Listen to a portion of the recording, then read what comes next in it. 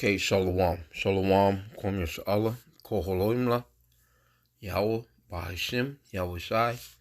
Bahasham. Kahakadash. Double honors to our apostles and elders of great millstone who rule well, and that by the Spirit taught us this beautiful truth. And just want to say Thawadah to all the H.I.M and Yahawah that's out here sincerely keeping the laws, the statutes, and commandments of Yahawah Bahasham to the best of their ability. My name is Yahawah. Just coming at you with another quick lesson, praying that it's edifying by the Spirit. And I want to start off with this scripture, Matthew 16:24. Then said Yahawashi unto his disciples, if any man will come after me, let him deny himself and take up his cross and follow me. Right? Okay, so the Spirit was just moving on me to kind of give a little bit of my background or my history as far as before I came into this truth. So I haven't done it in a while. I'm not sure what it's going to come out like. But this is, I was in a rap group before I came into the truth. That's got to do with Eminem, right? So I was, let me put in, the rap group D12. I'm going to put, let me see, D12's newest member. Let me see if that pops up. Even though I was one of the original ones in the group beforehand.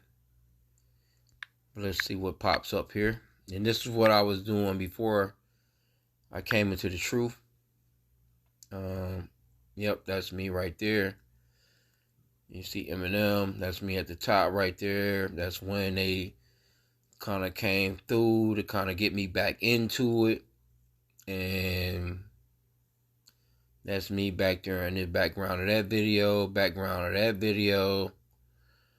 But I was a member of the D12 group, right, with Eminem. Bizarre, he tried to get me to, Bizarre, he tried to get me to come through, not long ago, a few months back to, he was doing a tour here and trying to, hit me up and get me to come through and do some stuff with him for a show that he was doing here, and I didn't respond. I don't know if he know what I'm into, but I didn't respond. I kick it with him here and there, but I didn't respond to that particular show. I wasn't gonna show up for it. But and actually I kinda had like this really big beef with Eminem. So the story is in Detroit is that, he took my style and, he took my music and he studied it, and pretty much what you see of Eminem was pretty much what I would have, was doing at the time, right? So, let me see how could I put that in? Let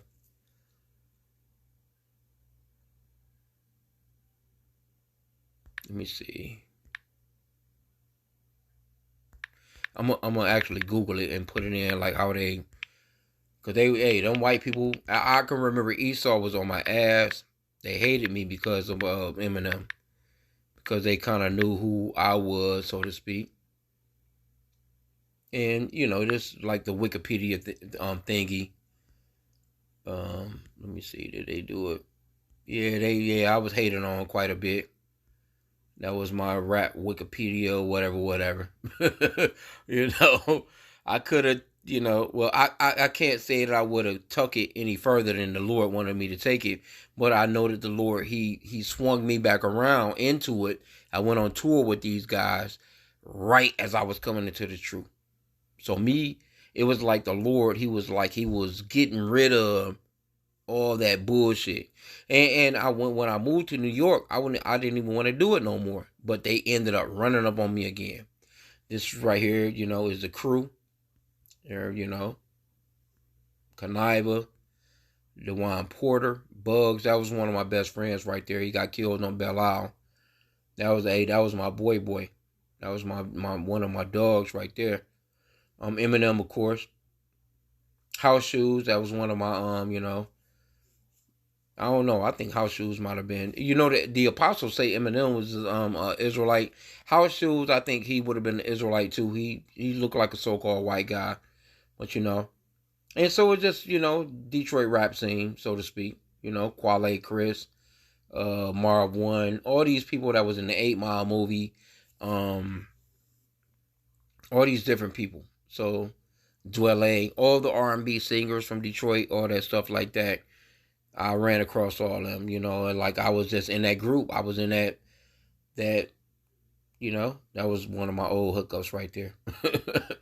Oh, old ass interviews and stuff like that. So I was out here doing some stuff at a moment, but I was ahead of them.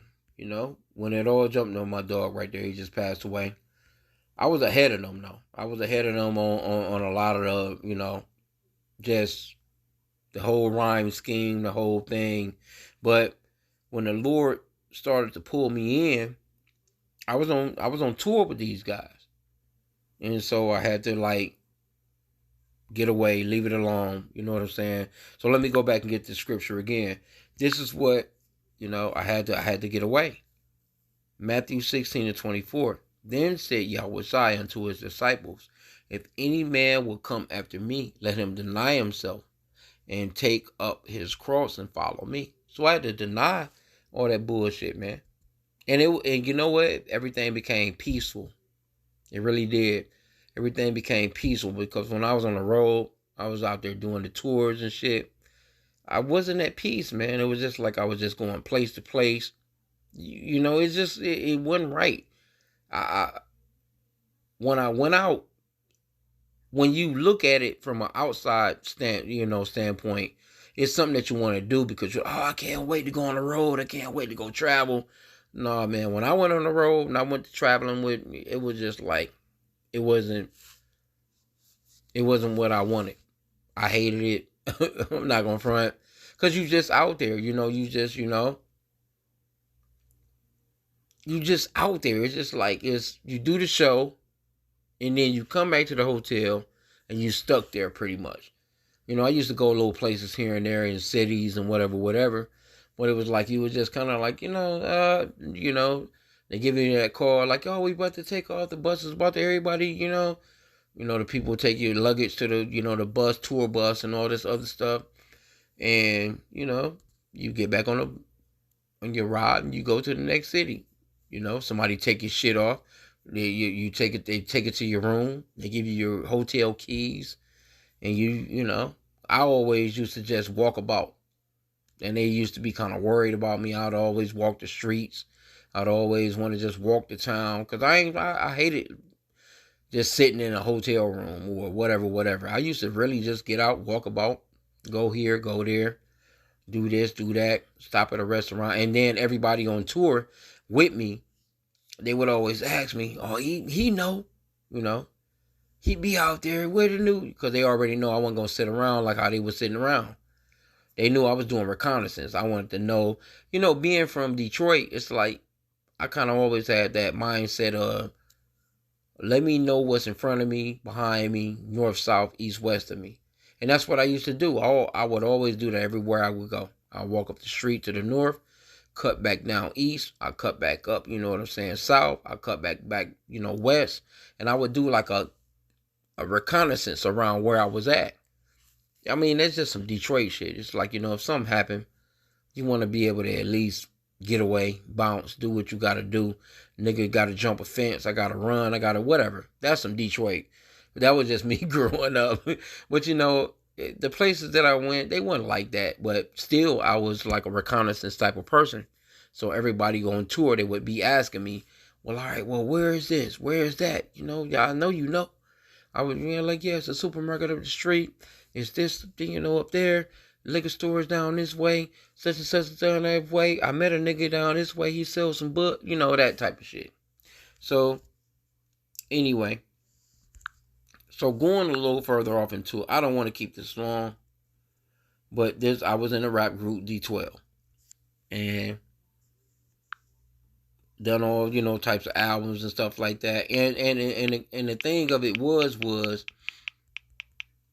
the whole thing was Eminem, supposedly stole my style, so to speak. and, everybody, here know it. I would say from that end or standpoint of it, like, nah, I'd have never thought that I was the dopest, you know what I'm saying? But most definitely, we had some run-ins, some things going on, as far as Royce 5'9", Wall Street group, just Slum Village, Jay Dilla, all of them was some of my best friends and stuff like that. So as far as like that little group of people, I was from that group of people. Now, if the Lord wanted me, could I go out here and do some stuff? Somebody, it's people hit me still.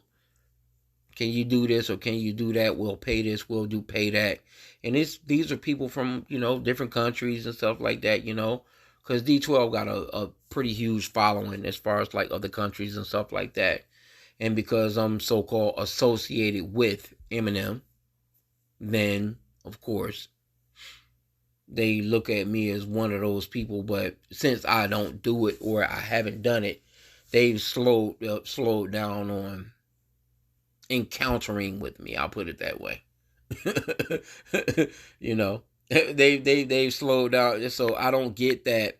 I get emails and stuff like that here and there, but it's rare now, since it's been a while and since I've been in this truth and I haven't done anything like that. But I just wanted to just kind of just touch on, my little history as far as like my giving up, of what, see, because you can see right here, this is one of the more of the famous songs as far as me and Eminem, that no one's iller, and sort of stuff like that. But I'm gonna put in when we had this little beef. Let me see if that comes up. Yep, I ain't even have to put it all the way in. They say after a Twitter incident where started attacking Eminem because he felt betrayed by Bizarre, who was using him to try and get Eminem to put him up money for a new D12 project, and Eminem also dissing him in certain articles. Fuzz went ham and left the group with his own accord. I ain't never seen that before. It's been a long time since I could. Okay, so that's how they worded it now. So they worded it on that. But I did realize that, the one guy, Bizarre, that's what he was really, well, that's just me saying. I'm me speaking as a man. That's what he was doing to try and, because he was trying to get, I thought he was trying to get more funding because I left all that shit alone. Then all of a sudden, he was doing like this semi-tour, and then he ends up in New York all of a sudden, where I'm just there and I'm living and I'm working a regular job. And all of a sudden, out of the blue, like, motherfucker, how you find out where I'm at? He's there, and then that's how that, that kind of went down. But this is on Rap Wick of Fandom. I don't even know what all this shit is. But this has been years back now, and I haven't been into it no more. Some of the other stuff that I've done, I mean, I can't say that it went exactly the way that the Lord wanted it to go. I'll put it that way. So let me get that scripture and I'll end out. But I do want to say, you brothers that's coming into this truth, and you're giving up stuff, man, your little, I call them little projects or little things, because that shit ain't nothing, man, compared to when you come into this truth. That shit's nothing. And I really didn't want to even put myself out here like that, and I actually done a lot. I was like, Lord, you really want me? I had to do another lot. Like, Lord, you really want me? I don't want nobody to know nothing about me like that. Well, anyway, hey, but I was out here with the Eminem and crew, and I made some money. I ain't gonna front. I made some money. I could have made a lot more money or whatever. But it was like when it came straight down to it, and I came into this truth, it was like, nothing. Stop. I don't want nothing to do. And they knew what was up. They couldn't, they already knew not to even hit me no further. I don't want nothing to do with you no more. I'm into this. I'm into this truth. I'm about these scriptures.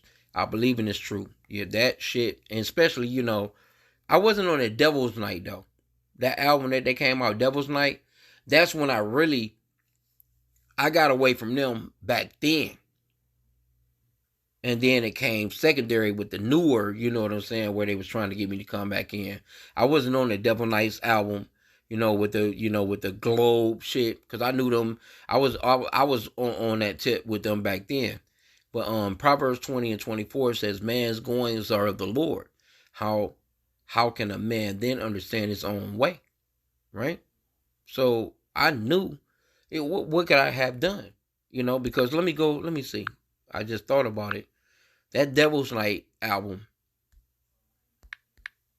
this is when we was all dealing. That Devil's Night, let me see what they had. Devil's Night, Eminem. I ain't even had to put the shit all the way in.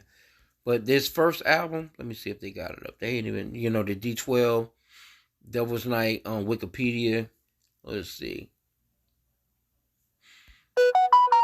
Yep, I was fucking with them back then. You know what I'm saying? And it was just some, I just knew I didn't get on that album.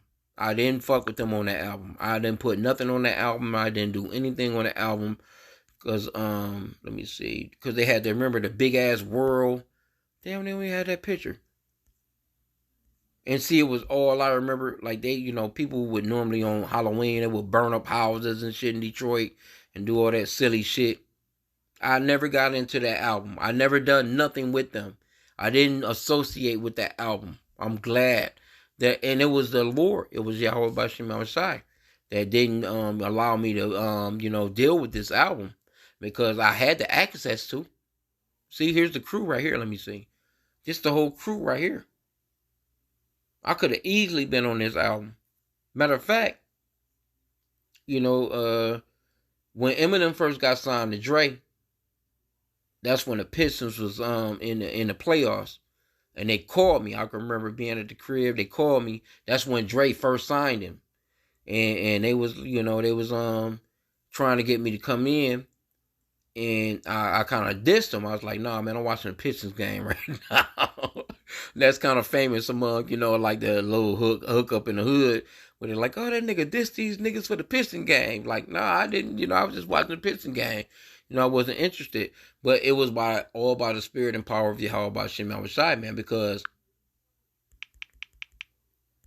this was the album. Let me see.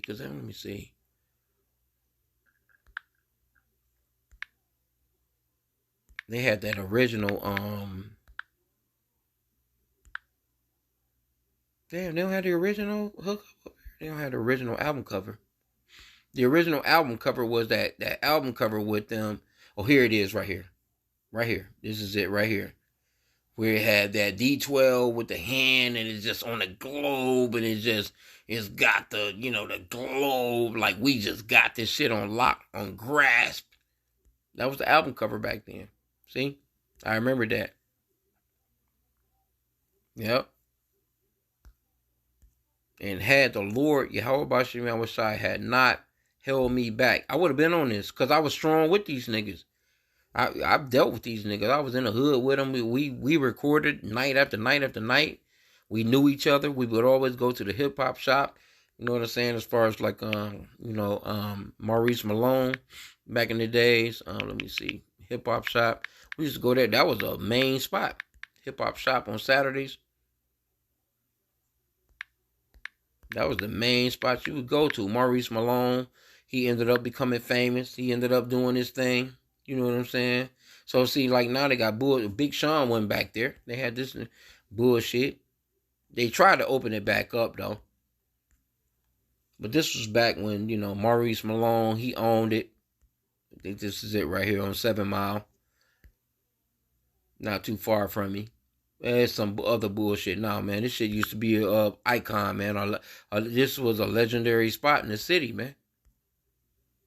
And I used to go up there every Saturday, right after work. I had a little job, you know what I'm saying? I worked my little job. I get off. I used to always make it about the last 15 or 20 minutes before it closed. But hey, this is my history, man. A little something. So, and really, I just wanted to just put that out here. So, you brothers, or sisters that's coming into this truth, man. Hey, man, hey, whatever. You gotta, you gotta throw that cross on your back, man. You gotta give up. We all had shit going on. You could be a famous, whatever. If you feeling like that shit is better than what's to come, then you're gonna be destroyed. If you just want this little on this side, then you're gonna be destroyed. You might have a prominent acting career. I'm not saying, whatever the Lord wants you to do, I'm not saying that you can't do certain things, but you have to realize when, the Lord is calling you away from some shit, though, come this way, come in this way. No, come this way. And you know for a fact that he's calling you this way and you going that way, then that could get you done dirty. And I'm telling you, that's not a way that you want to rock. That's not a way that you want to go. So I'm gonna end out there. Little quick something. I ain't gonna play none of the music. I totally think it's whack now. You know what I'm saying? But it was stuff that we was doing. It was stuff that we was doing as far as the Detroit hip hop scene. You know what I'm saying? I personally think it's whack as shit now. But it was stuff that we was doing. But it was something that would have kept me going. Call 11:44. I would have been doing that. I was out. I was. Even though you may not be like a mainstream person that's on, it's people doing tours all the time. You never even hear about making money. Shit, I could have been out there, man, doing that shit. Just get my little bit of, you know what I'm saying, my little, 2,500, 3,500, 4,500, 10 grand a night. Just moving on along. Nobody know who I am. Like that. Other than that scene, because D12 got a scene. They got a little. They got followers. You got these with some with some niggas, some killer clown niggas from here, the Jungle Old Brothers or whatever, whatever the fuck. But hey, D12, they still go out here on tour, and they make 20 grand a night, easy, nothing, man. I could have been out here doing that shit with them, but it was just like, hey, they just won my lot, and that wasn't what the Lord wanted me to do. So I'm gonna end out there, hey.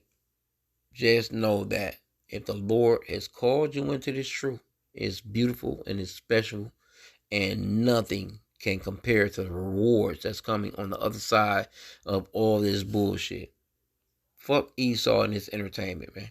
Fuck him and trying to get you to, cause I know, like I'm older now. I would never do nothing like that now. You know what I'm saying? But I do realize that there are brothers and sisters that's got careers that's along the lines of slithering into Esau Edom's kingdom, and fuck the money, man. Fuck them. You got to get away.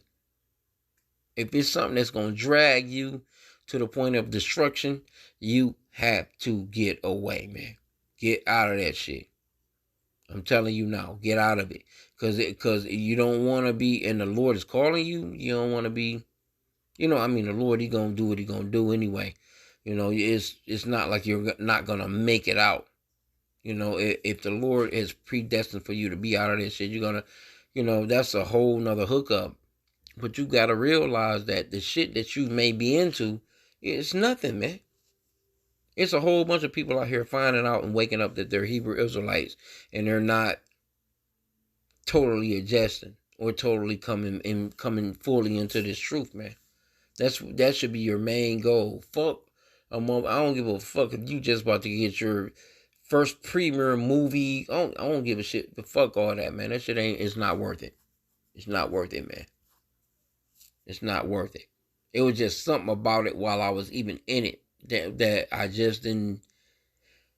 just never felt right about it. You know what I'm saying? It was just like, I just never felt right about it. So with that, hey, I pray that the lesson was edifying. Kwame Show.